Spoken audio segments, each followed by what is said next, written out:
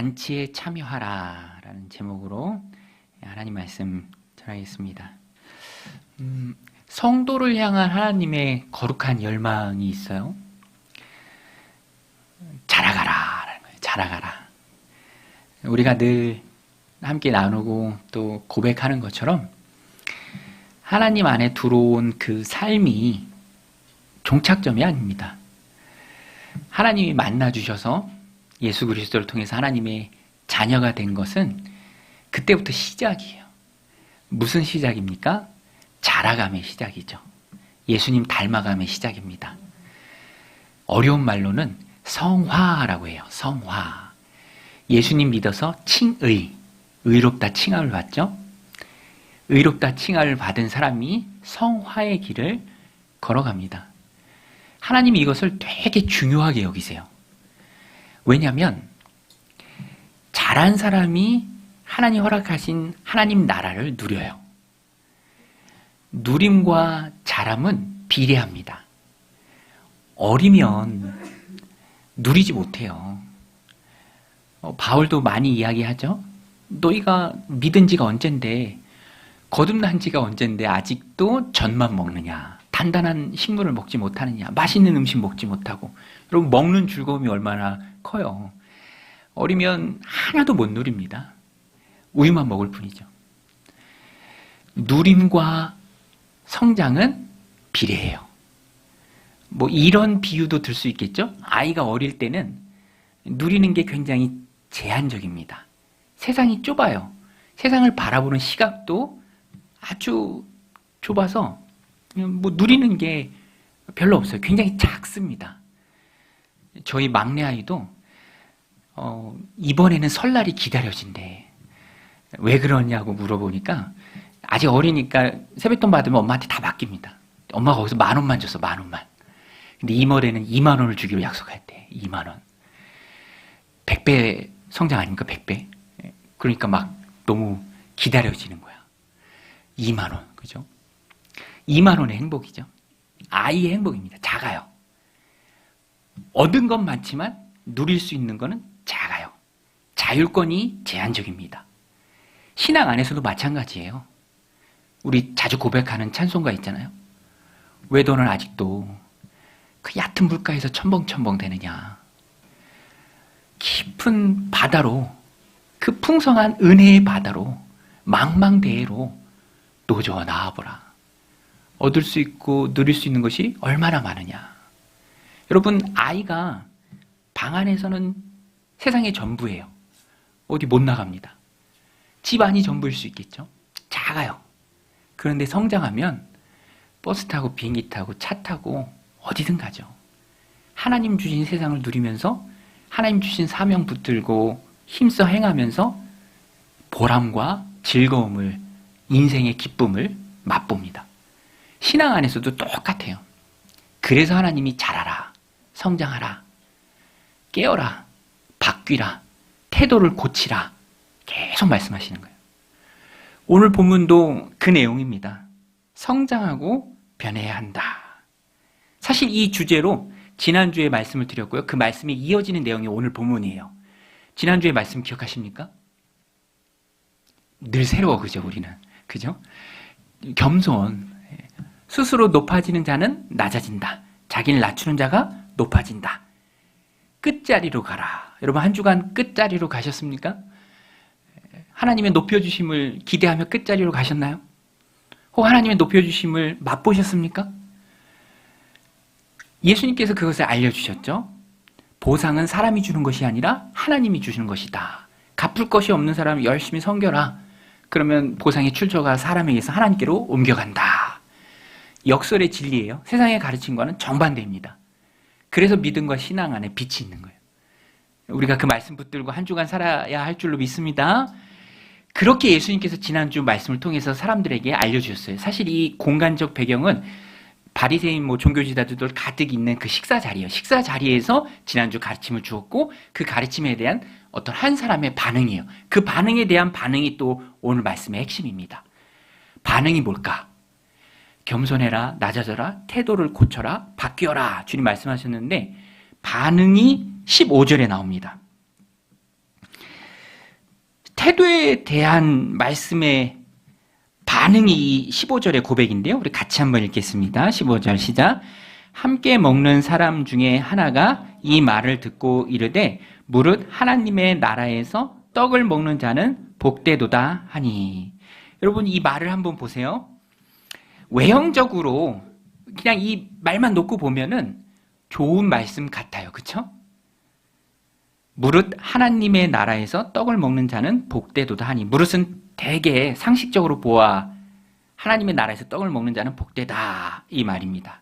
그런데 사실 조금 냉랭한 그런 반응입니다. 시큰둥한 반응이에요. 왜 그러냐면 예수님께서 앞부분에 너희가 이렇게 해야 된다, 낮아져야 된다, 강하게 말씀하신 거예요.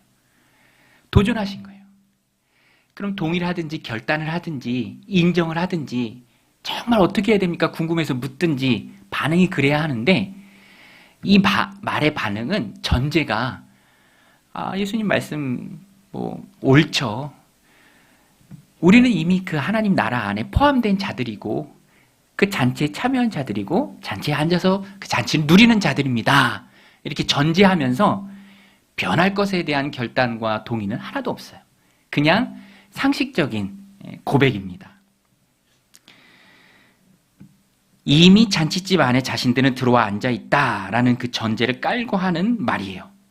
내부자들, 우리는 그 안에 있는 사람들이다, 포함되어 있다. 그러니까 바뀔 것에 대한 동의가 없어요. 기대조차 하지 않습니다. 전제가 틀리니까 틀린 반응이 나오는 거죠. 근데 이 말에 대한 주님의 반응이 오늘 비유잖아요. 주님의 말씀은, 주님 항상 옳으신 분이죠. 주님의 말씀은 착각이다. 그래서 이 말씀이 착각하고 있는 그 사람들에게도 주는 말씀이고요. 오늘 우리에게도 주는 도전입니다. 잔치집 초청을 받고도 너희는 거절한 자들이다. 이 핑계 저 핑계로 거절한 자들이다. 그러면서 오늘 본문에 어떤 한 사람이 잔치를 베풀었을 때 사람들의 반응을 말해줍니다. 그들을 꼬집기 위해서 이 주인이 한 말이에요. 타조. 여러분, 타조가 영리한 짐승이 아니잖아요. 그렇죠?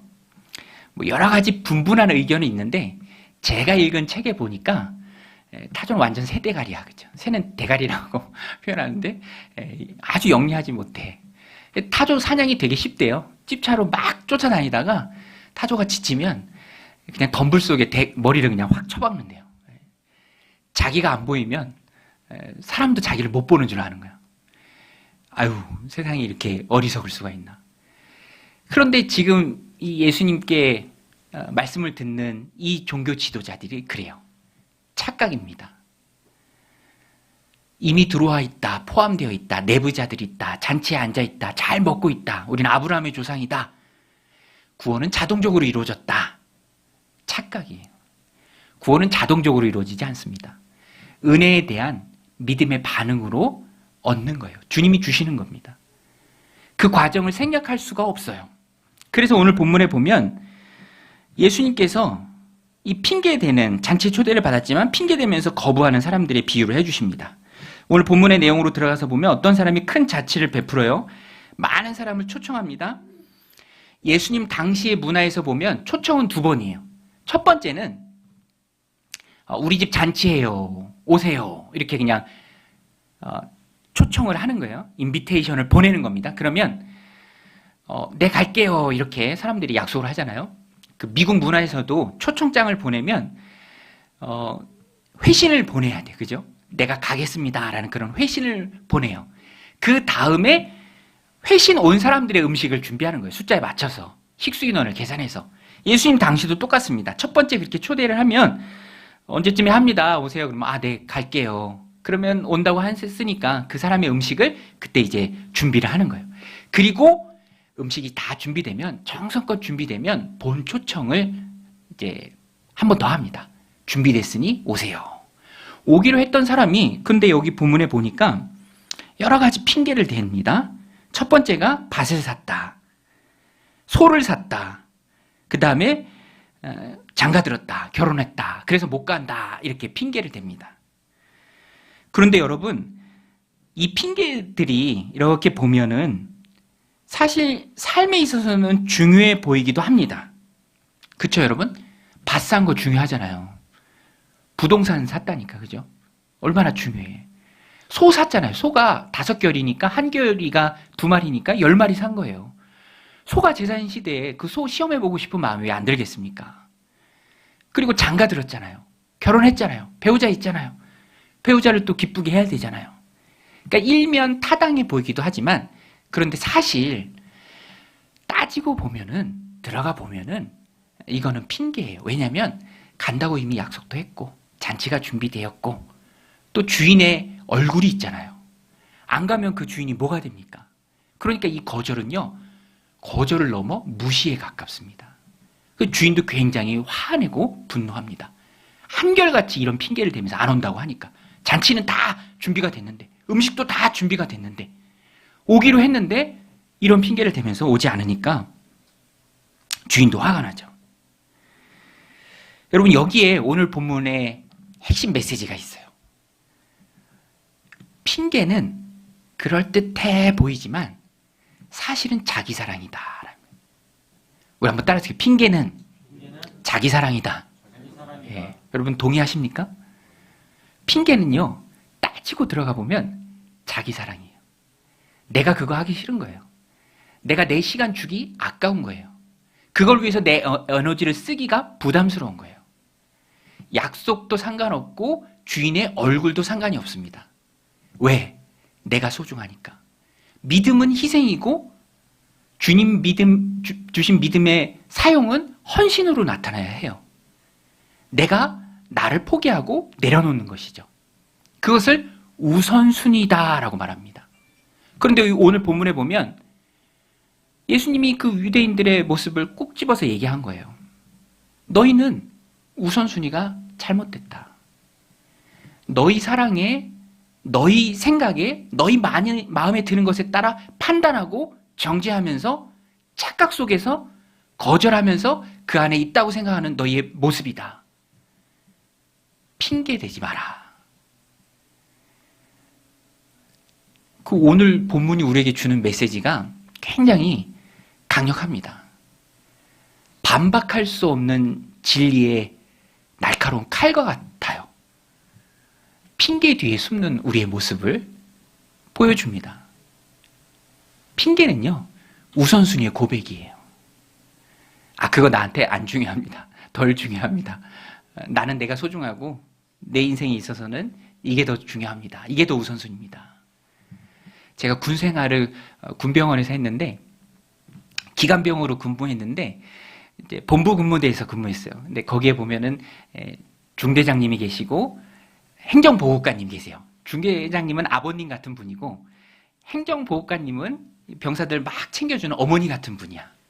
근데 우리 행정보호관님은 어머니 같은 분인데 작업을 많이 시키는 어머니 같은 분이에요. 그냥 계속 이것저것 막 작업을 시켜요. 쉬는 꼴을 못 봐. 계속 작업을 시키니까. 야근 선임병들은요, 이 핑계 저 핑계를 대면서 빠져나가. 제가 정말 해드리고 싶은데 대대장님이 저에게 뭘 시킨 게 있습니다. 제가 못하겠습니다. 저도 꼭 해드리고 싶은데 너무 바빠서 안 됩니다. 막 이렇게 핑계를 대면서 빠져나가.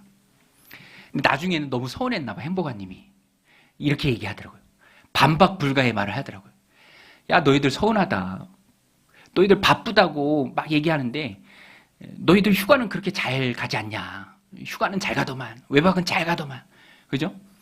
어떻게든 대타를 세우고 가요. 이건 내게 너무 소중하니까. 여러분, 핑계라는 게 그래요. 우선순위의 솔직한 고백입니다. 그건 되게 중요하지 않습니다. 자기한테 중요한 것은 따로 있어. 그리고 그것을 하는 거죠. 밭을 샀다. 소를 샀다. 장가 들었다. 다 핑계일 뿐입니다. 정직하게 말하면 우선순위에서 밀린 것이죠. 아니라고 말할 수가 없어요. 그래서 오늘 본문이 우리에게 주는 메시지는 우선순위를 바로 세우라. 우리 한번 따라하겠습니다. 우선순위를 바로 세우라. 우선순위를 바로 세우라. 첫 번째로 우리가 적용해야 될 메시지입니다. 나의 우선순위가 맞는지 점검하라. 이 우선순위는요, 내가 세우는 게 아니에요. 우선순위는 하나님이 세워주십니다. 무슨 말이냐면 하나님이 중요하게 여기는 것을 나도 중요하게 여겨야 돼요. 하나님의 우선순위가 곧 나의 우선순위다. 받아들이고 수용하는 것입니다. 내가 생각하기에 중요한 것이 아니라 하나님이 생각하기에 중요한 것. 하나님 마음에 가득한 것. 내 생각이 아니에요. 여러분, 영어도 배우는 거잖아요. 우리는 영어가 모국어가 아니잖아요. 내 생각으로 머릿속으로 영작하면 다 콩글리시예요. 미국 사람 못 알아들어. 카피죠. 똑같이 따라하는 거예요. 그게 영어 잘하는 거 아닙니까? 미국 사람 잘 따라하는 게 영어 잘하는 거예요. 내 생각이 아니라 따라하는 거예요. 신앙에서도 마찬가지예요. 하나님이 무엇을 중요하게 여기시는가? 하나님의 마음이 어디 있는가? 하나님의 시선이 어디에 머무르는가? 오늘 본문에 보면 그것이 잘 나옵니다.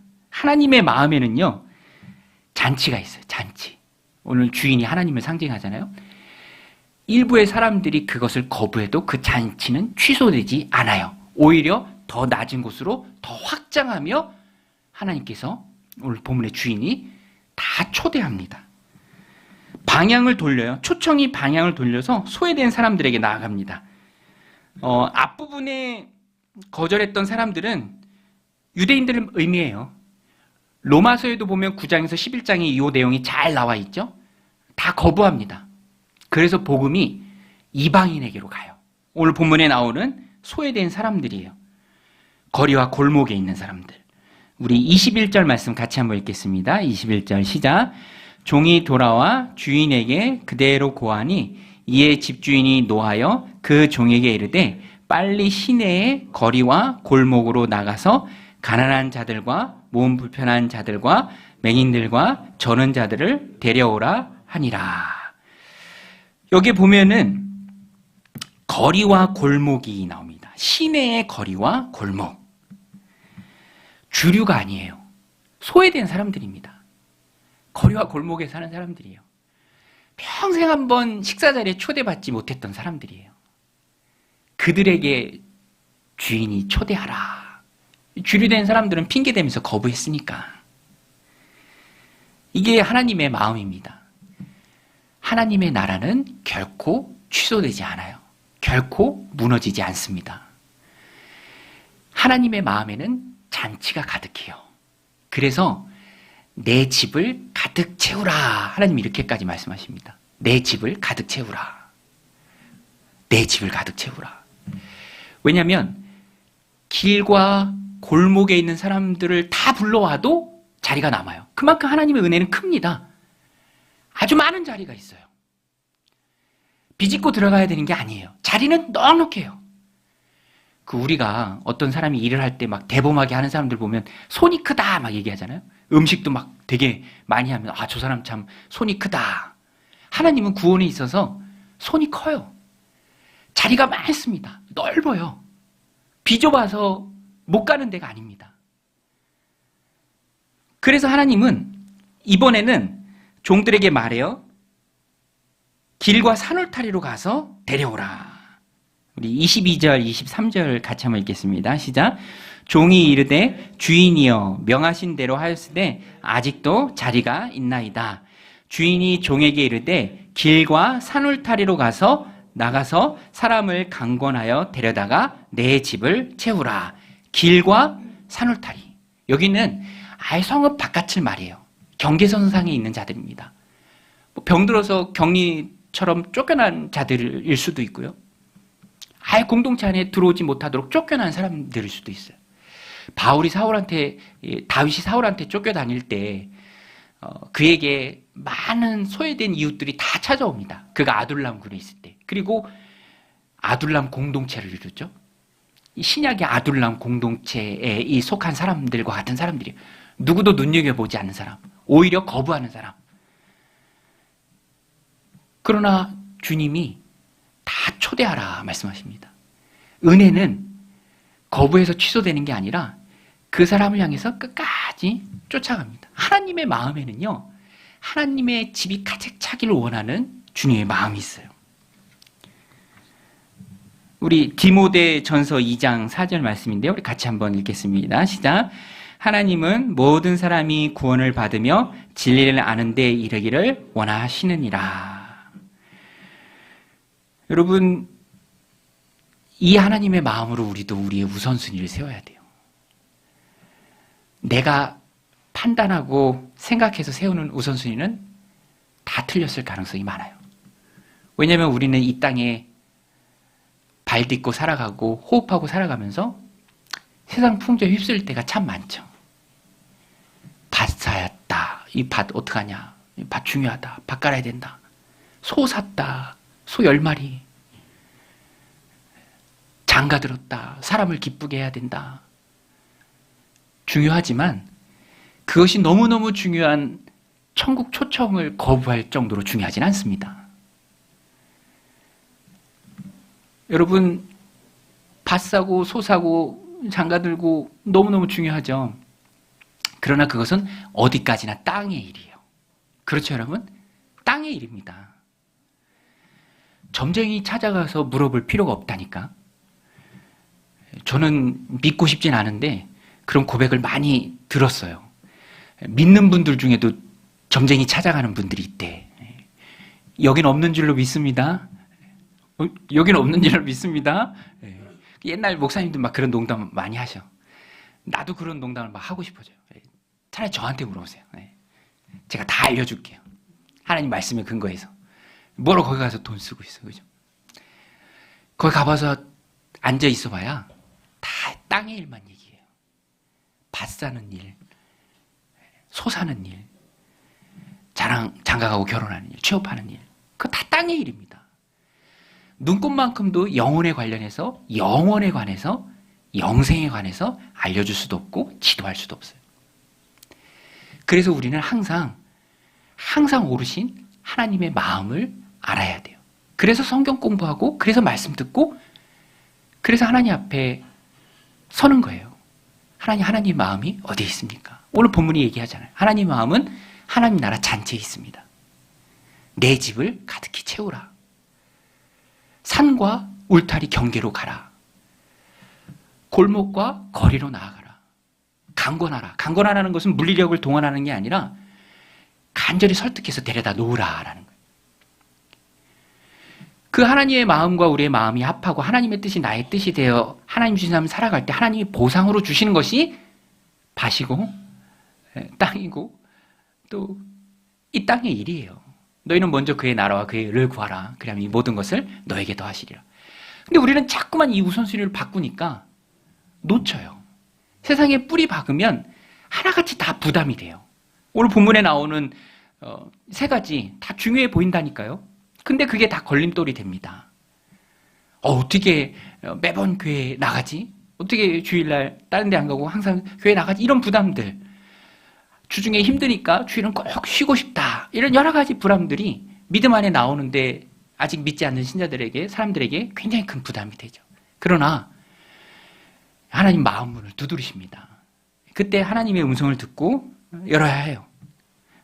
그래서 하나님의 마음으로 우리의 우선순위를 세우고 또 강권하실 때 우리가 따라가야 해요. 하나님은 하나님의 집을 가득히 채우기를 원하시기 때문에 강권하여 데려오라 이렇게 말씀하시잖아요. 강권할 때가 있으십니다. 바울이 아까 우리가 읽은 디모데전서 2장 4절 말씀이 하나님은 모든 사람이 구원받으며 진리를 아는 데 이르기를 원하시니라. 이 바울이 디모데에게 했던 말이에요. 바울은 일평생 사역하면서 이 마음 붙들고 이랬습니다. 내가 정말 하나님 기뻐하시는 일을 한다. 하나님이 원하시는 일은 모든 사람들이 구원받고 진리를 아는 데 이르기를 원하시는 것이다. 여러분, 주님은 우리를 강권하시는 줄로 믿습니다. 계기를 마련해 주시고요. 또 우리의 마음 문을 두드리십니다. 우리 요한계시록 3장 20절 같이 읽겠습니다. 볼지어다 내가 문 밖에 서서 두드리노니 누구든지 내 음성을 듣고 문을 열면 내가 그에게로 들어가 그와 더불어 먹고 그는 나와 더불어 먹으리라. 들어오고 싶으시기 때문에 문을 두드리시는 거예요. 내가 초청했다. 내 초청에 응해다오. 음식이 준비됐다. 잔치에 참여해다오. 아직 믿지 않는 자들의 마음을 주님이 두드리십니다. 잔칫날, 여러분 여기 계신 분들 다 아시잖아요. 잔칫날은 좋은 날이잖아요. 음식이 풍성한 곳이잖아요. 기쁜 공동체입니다. 풍요로운 곳이에요. 주님은 우리가 그곳에 오기를 원하세요. 그리고 우리의 마음을 두드리십니다. 거기 혼자 고민하고 머리 싸매고 있지 말고 잔치로 나아오라. 즐거운 잔치로 나아오라. 좋은 대로 우리를 주님 부르십니다. 물론 방해가 있죠. 우리는 방해를 이기고 나오도록 도와야 돼요. 오늘 본문에 보면은요, 이 종들이 나옵니다. 종들이. 문맥상 중심은 아니에요. 그렇지만 주인의 뜻을 이루는 사람들이 바로 이 종들이에요. 보고하고 주인의 명령을 전달하고 주인의 뜻을 이루는 사람이 바로 종들입니다. 선택은 본인이 하죠. 하나님의 나라는 절대로 무너지지 않습니다. 잔치가 취소된다면 잔치에 응하지 않은 사람의 책임도 같이 없어지는 거예요. 그러나 잔치는 분명히 있습니다. 초청에 응해서 들어가는가 그렇지 못하는가 차이만 있을 뿐이에요. 초청에 응하지 않으면 그 책임은 온전히 자신에게 있어요. 끝까지 거부한다면. 우리 24절 말씀 같이 읽겠습니다. 내가 너희에게 말하노니 전에 청하였던 그 사람들은 하나도 내 잔치를 맛보지 못하리라 하였다 하시니라. 전에 청하였던 사람들, 핑계대며 거부했던 사람들. 여러분, 주님께서 우리의 마음 문을 두드리시는 게 느껴지신다면 우리는 우리의 마음 문을 활짝 열어야 합니다. 주님 들어오세요. 나와 함께 해주세요. 나의 식구가 되어주세요. 또 이미 주님을 영접한 사람도 오늘 본문의 이 초청은 여전히 유효해요. 왜냐하면 하나님은 우리를 헌신으로 초청하십니다. 헌신으로. 기회로 초청하세요. 믿는 자들에게 향한 하나님의 초청도 똑같아요. 자라다오. 성장해다오. 하나님 나라 붙들고 살아가는 그 기쁨과 보람을 내가 느끼렴. 한 영혼이 어둠 가운데 있다가 빛으로 들어오고 하나님의 자녀가 되고 함께 예배하고 그리스도를 믿는 그 기쁨을 곁에서 보는 즐거움에 참여하라. 우리를 헌신으로 부르십니다. 천국은 누리는 것입니다.